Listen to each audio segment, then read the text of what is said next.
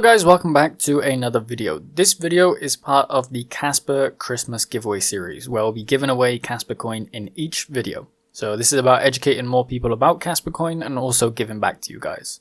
So the way that it works, there'll be 12 word seed phrase hidden in each video somewhere, and you'll have to find each word and input it into a wallet. Then you can unlock the wallet and do whatever you want with the Kaspa coin. Each wallet was made through kaspawallet.io and will be linked in the description. Each wallet is also password protected, but that will also be in the description as well.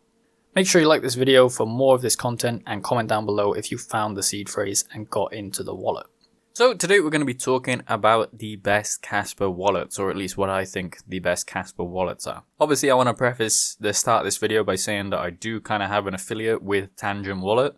You guys can, support the channel by getting one, the link in the description, but I'll try and make this as unbiased as possible, even though I do have an affiliate link for Tangent Wallet. So this is on the official Kaspa website. They only list right here the 4 wallets that you can get. So this is the mobile web wallet, this is the desktop wallet, command line wallet, and the ledger with Kas Vault. So these are the 4 that are listed within the Kaspa website, but there are other external ones that we'll look at today. And I'll just basically be going through what I think the best ones are, and kind of ones that you would avoid, and what the pros and cons of each one of them are.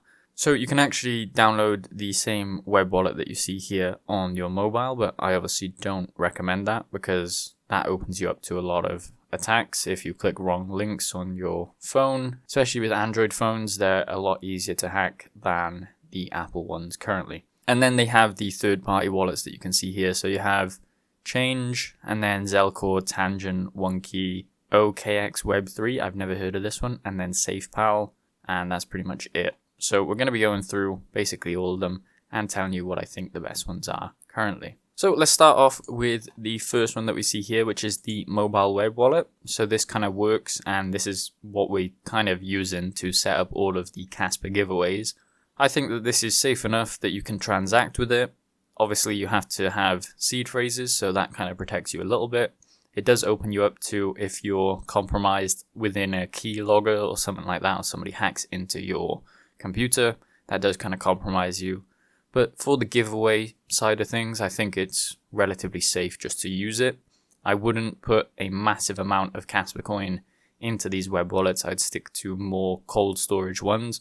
But this right here is fine to transact in and out if you have a small amount of Kaspa coin that you just want to move around, and obviously for the giveaway purposes. So it's pretty simple. You just unlock the wallet and you use a password to unlock it. But as I said, it is kind of vulnerable to keyloggers. So this is run on the same thing as the KDX wallet, which I believe is the desktop wallet that we're using next. So this one, you can basically create a seed phrase on here, and then you can import it into this. This is still kind of not a cold storage necessarily. It kind of works the same, or the same vulnerabilities as like keyloggers and stuff like that, just because you can still get in. It kind of has the same UI as well as the web wallet. So these are 2 things that you can use. This one you can actually run as a node as well in the settings. I have a video on how to do that. But I think that they're the same kind of vulnerability, because you can't necessarily, I don't think, without the knowledge, you can't really get your private keys from any of these. So you can still load these wallets interchangeably onto these 2 programs. As I said, I don't think that it's as safe. If you would go in for the maximum safety, I would create a wallet here, use that 12-word seed phrase, and then kind of like erase your cache on your web browser, or just never go into this wallet and open it up on an external machine. That basically puts it into cold storage in theory, but obviously you don't have seed phrases and stuff like that. But the same works out for the KDX one. It's just a downloadable version, I guess, that still connects into the internet. And then the next one I think is kind of the most safe that I would consider, which is the command line wallet. Obviously has the same vulnerabilities, that if it's on your computer, then that kind of opens you up to hacks in your machine. But if you keep it on an external machine, set it up here, and then export everything out and keep it on a USB or on an external machine, then you should be fine. So they kind of all have the same vulnerabilities, but that kind of is a whole thing about cryptocurrency, is that you need to keep it in cold storage if you really, really vigilant about keeping your coins. So the command line wallet works kind of the same thing. You can basically command line in, get your private keys, your seed words, and then export them out. And the only thing that, as I said, is kind of vulnerable is if you already have stuff on your machine right now and you then go and command line and all this and export it out, people can actually just view that instantly off the bat. So that's the only vulnerability. So I'd say if you're looking to get the maximum security, I'd say buy, a cheap machine, basically wipe it to the fullest extent, download one of these, and then take it off. There is also other options if you don't want to do this, like cold storage wallets that you can buy. But this would be the quickest and easiest way, I think, to actually securely store your Kaspa coin. The way that I tend to do it is command line wallet, and then take it, put it in a USB, and then share the Kaspa coin between certain amount of wallets. Just because if you spread it over a couple of wallets, you're not too vulnerable to losing all of your Kaspa coin because it's stored in various different places. And this is one of the things about cryptocurrency, is that you don't necessarily have any insurance for it. So if you're using money in a bank, they're obviously insured up to a certain amount. So even if your money gets lost, you can still regain it back. But with cryptocurrency, obviously that's not the case. So you basically got to spread it out a little bit and make sure that if one wallet gets hacked, that should probably indicate that that machine or something like that is compromised. And then you would accordingly not use that, and maybe look into moving around your wallets so that none of the rest of them get hacked. And then you have the Ledger with Cas Vault. So it's a simple front end interface. I've never actually used this, so I can't really give you an opinion on it, but I assume you just connect your USB and then it goes through Ledger with your hardware wallet. Currently only supports Ledger. Check out the user guide here. So that's one thing that you can do as well.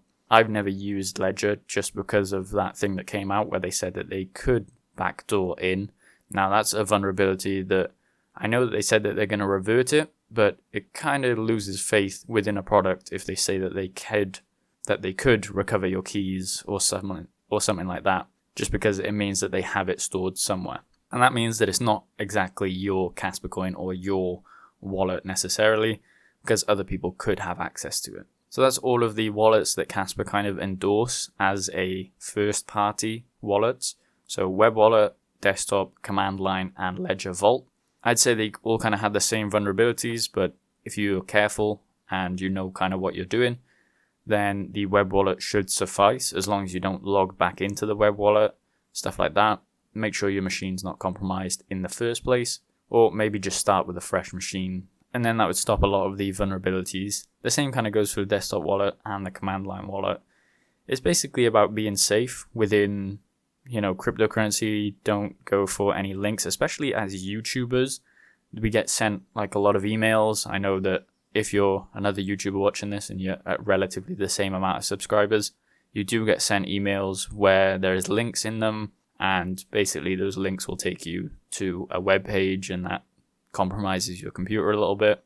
They can gain access to saved passwords and stuff like that. So I never recommend saving passwords to Google Chrome or to any other internet browser. And then you have the mobile wallet, which I said is kind of basically the same as the web wallet that we're seeing here. It's just on your phone. I wouldn't recommend that, but it still offers, some security whilst also some usability, because you don't want to be locked out, or you want to have quick access to Kaspa coin. If you want to put it up to an exchange, it doesn't take too long to get into that. And then let's move down to the third-party wallets. So this Change one, personally, I wouldn't use this because this is probably the most hot wallet out of all of the ones that I'm seeing here.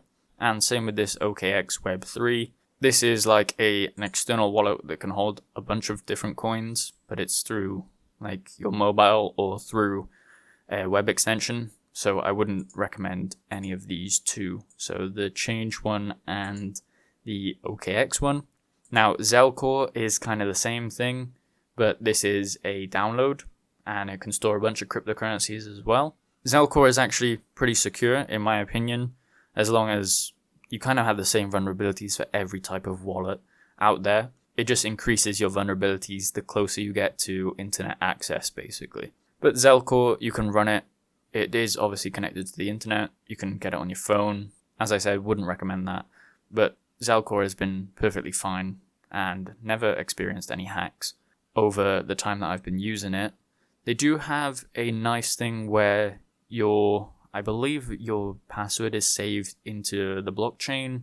So that's kind of like their way of verifying into your wallet. I haven't used Zelcore for quite a while, so I don't actually know too much about it right now, but I know that they do support Kaspa Coin and also Lithium, I believe, that they're bringing on as well. So they have a lot of features within the wallet as well. Like you can go to the decentralized exchange, get money from there. You can also swap within there. So there's a bunch of things that you can do with Zelcore.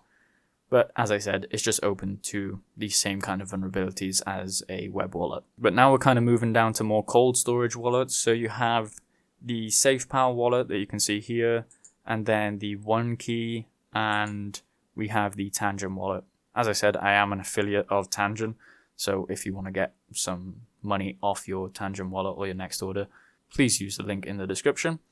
But all of these kind of function the same. You have a cold storage card or something like a little device that basically has your wallet or keys encrypted into there. They all kind of have the same security level, I'd say.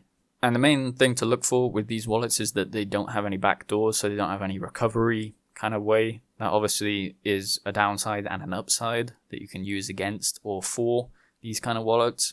And I believe that they can all hold a bunch of other coins as well. One thing that Tangent do very well that kind of drew me towards it is that you get 3 cards, so you can have it in different places. If you lose one, you can still unlock, stuff like that. It is through your phone, but it is RFID'd to your phone, and you can open it up on pretty much any device that you want to. So even if you lost your phone, you can still download, put the card up to it, and then use a password of your choosing to get into the wallet. They also have swaps that you can do within there, and I believe that the other ones have swaps as well that you can do within the actual wallet, so that you don't have to transact too much on an exchange. It can just swap it there. It's kind of the same that you can do with Zelcore as well. So these are technically cold storage wallets, and to be honest, all of these wallets are pretty safe to use. I wouldn't say that there's an absolute best one to use because it is kind of up to preference. If you want something that can transact quickly onto the internet, as in onto an exchange, then you can go with pretty much any of these. And then if you want something that's really, really cold storage, then, command line wallet on a USB, something like that, that isn't really accessible very often. That would be your main form of security that I would choose to go for. These cold storage ones also give you a lot more accessibility. So you can log on very quickly, you can get it up, you can send to an exchange, you can transact very quickly through them. But for the most part, all of them are pretty much the same level of security. It kind of comes down to the user, how vigilant you are against, clicking links, going on certain websites, stuff like that. But there are other Kaspa wallets that you can get as well, like the Kasware wallet that was used for KRC20. Now, I'm not necessarily looking into any of these because I don't feel like it warrants us looking into them. They have had problems in the past, so I'm not even going to try and promote it necessarily as a wallet that you should use. These are main ones that the Kaspa developers have actually kind of given the go-ahead on. Obviously the desktop wallet and the command line wallet, I think, were implemented by the Kaspa team. The web wallet is also, but I don't know in truth if the Ledger one was as well. And then these third-party ones are vigorously tested, I guess. The ones that I would go for are Zelcore, Tangent, and OneKey. I haven't really used the other ones, but I'm not comfortable using them, and I haven't used them in the past, so I'm only going based off experience. Zelcore, Tangent, and OneKey are the only ones that I would use for Kaspa Coin, and then I'd use pretty much all of these as well, apart from the Ledger with Kasvault. So that's my opinion on the wallets. As I said, there are obviously other ones that you can get, but I wouldn't recommend them.